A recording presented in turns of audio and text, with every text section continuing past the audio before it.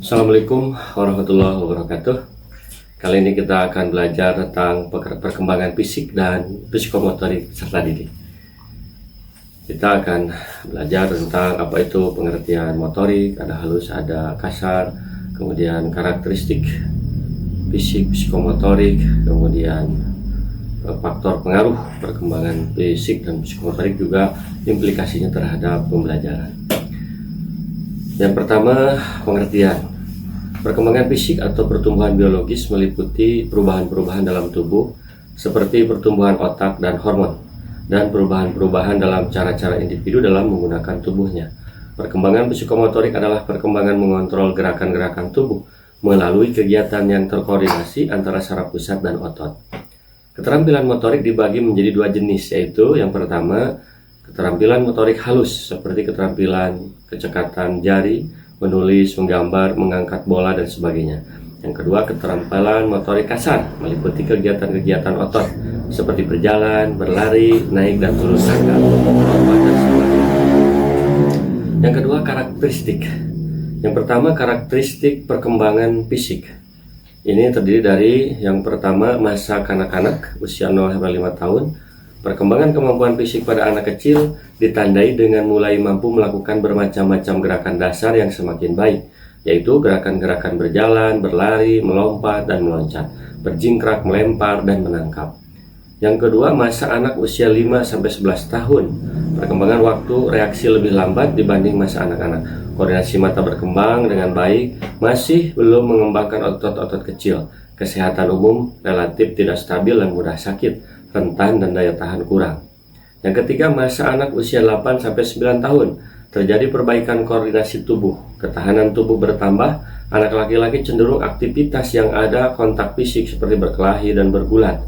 Koordinasi mata dan tangan lebih baik, sistem peredaran darah masih belum kuat, koordinasi otot dan syaraf masih kurang baik. Kemudian yang keempat, tahap keempat, masa anak usia 10-11 tahun. Anak laki-laki lebih kuat dari wanita, kenaikan tekanan darah dan metabolisme yang tajam. Wanita mulai mengalami kematangan seksual usia 12 tahun. Laki-laki hanya 5% yang mencapai kematangan seksual.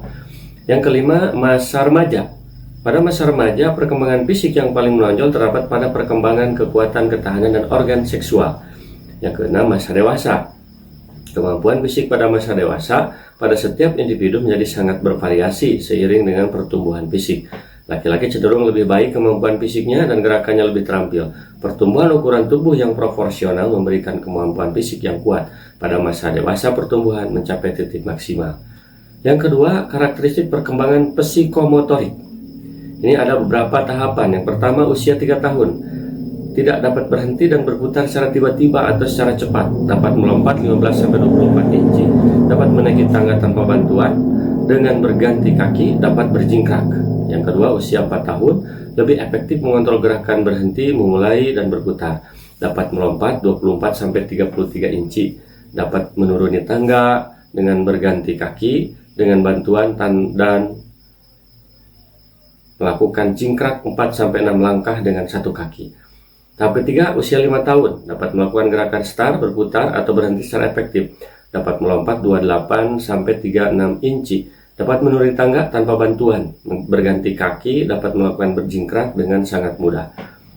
Tahapan keempat, usia 6-12 tahun, anak dapat makan, mandi, berpakaian sendiri, dan lebih mandiri, terampil menolong orang lain seperti membersihkan tempat tidur, membersihkan debu, dan menyapu, terampil mengembangkan berbagai keterampilan yang diperlukan untuk menulis, menggambar, melukis, menari, bernyanyi, melempar, dan menangkap bola, naik sepeda, dan berenang.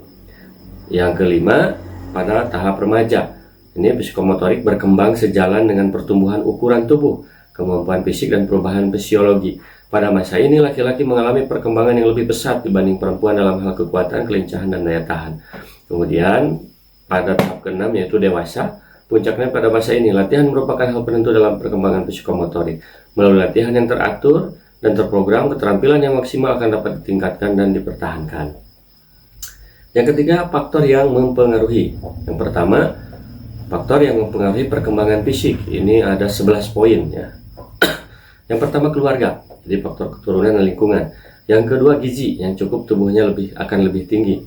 Yang ketiga, gangguan emosional yang banyak terbentuk steroid adrenal berlebih.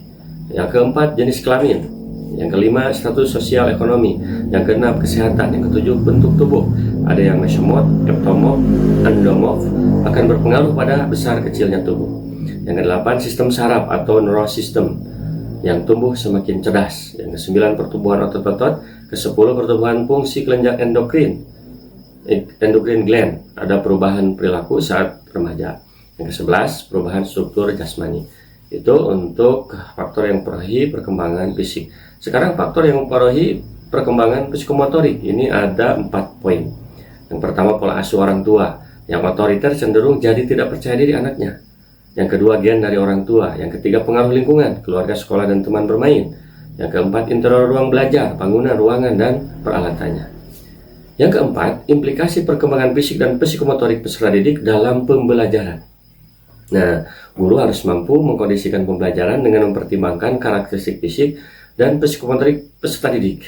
Ini ada berapa poin? 7 ya implikasinya. Yang pertama, guru harus lebih memahami dan menghargai perbedaan individual anak, khususnya karakteristik fisik. Yang kedua, orang tua dan peserta didik harus selalu diingatkan tentang pentingnya makanan bergizi untuk pertumbuhan fisik siswa. Yang ketiga, media pembelajaran yang digunakan harus bervariasi dan yang bisa secara langsung menstimulasi fisik dan psikomotorik anak. Yang keempat, guru seharusnya lebih banyak memberikan stimulasi. Yang kelima, guru mendorong siswa menentukan pilihan-pilihan sendiri untuk meningkatkan perkembangan fisik dan psikomotoriknya. Yang keenam, lingkungan pendidikan harus menyediakan ruang untuk bermain bagi peserta didik. Yang ketujuh, untuk perkembangan fisik dan psikomotorik ini, stimulasi anak dapat menggunakan permainan yang melibatkan gerakan fisik dan psikomotorik. Semoga bermanfaat. Assalamualaikum warahmatullahi wabarakatuh.